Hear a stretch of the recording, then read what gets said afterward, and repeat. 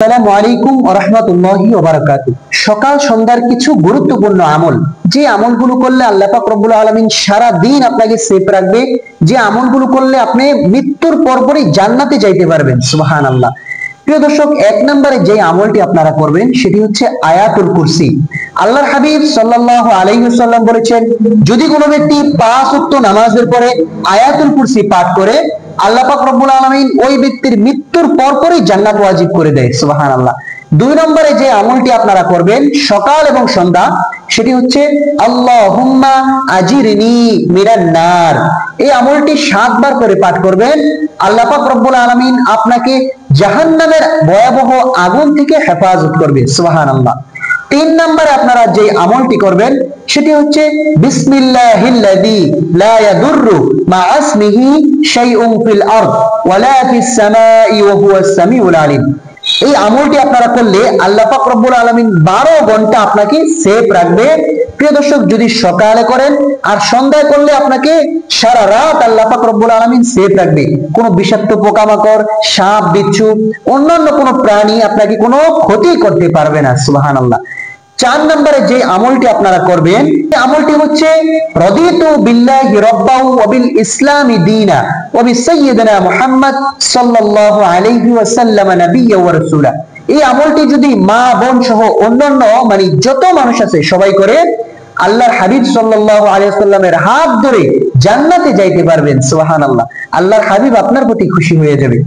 5 নম্বরে আপনারা যে আমলটি করবেন সেটি হচ্ছে আউযু বিল্লাহি মিনাশ শাইতানির রাজিম।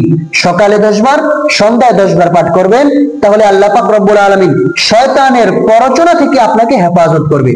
6 নম্বরে যে আমলটি আপনারা করবেন সেটি হচ্ছে লা ইলাহা ইল্লা আনতা সুবহানাকা ইন্নী কুনতু মিনাজ জালিমিন। এই আমলটি যদি মা বোন সহ অন্যান্য সকলে করে, আল্লাহ পাক রব্বুল আলামিন বড় ধরনের বিপদ মুসিবত থেকে আপনাকে হেফাজত করবে ইনশাআল্লাহ।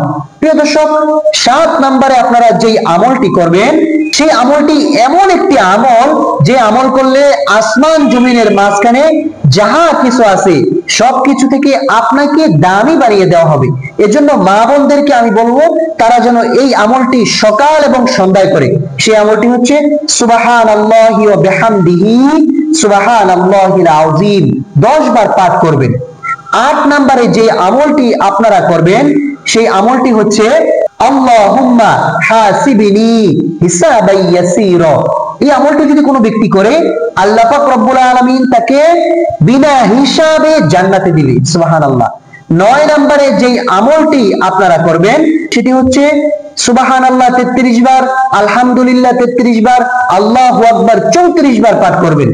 এই সুবহানাল্লাহ, আলহামদুলিল্লাহ, আল্লাহু আকবারের আমল করলে আল্লাহ পাক রব্বুল আলামিন আপনার সারা শরীরের ব্যথাকে দূর করে দিবে। সুবহানাল্লাহ।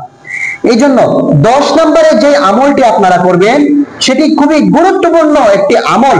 আল্লাহর হাবিব সাল্লাল্লাহু আলাইহি ওয়াসাল্লাম বলেছেন, যদি কোনো ব্যক্তি এই আমলটি করে, আল্লাহ পাক রব্বুল আলামিন ওই ব্যক্তির জন্য 70,000 ফেরেশতা নিযুক্ত করে দেন। যে 70,000 ফেরেশতা আপনার জন্য রহমত মাগফিরাতের দোয়া করতে থাকবে। সেই আমলটি হলো সকাল এবং সন্ধ্যায় সূরা হাশরের শেষ 3 আয়াত তেলাওয়াত করবেন। এভাবে করবেন, আউযু বিল্লাহিস সামিউল আলিমি মিনাশ শাইতানির রাজিম, 3 বার পাঠ করবেন।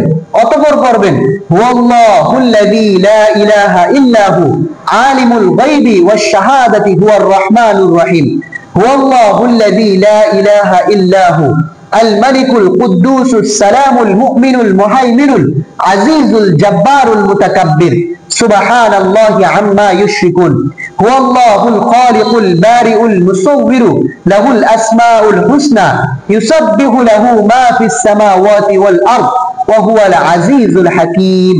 এই সূরা হাশরের শেষ 3 আয়াত আপনারা পাঠ করবেন।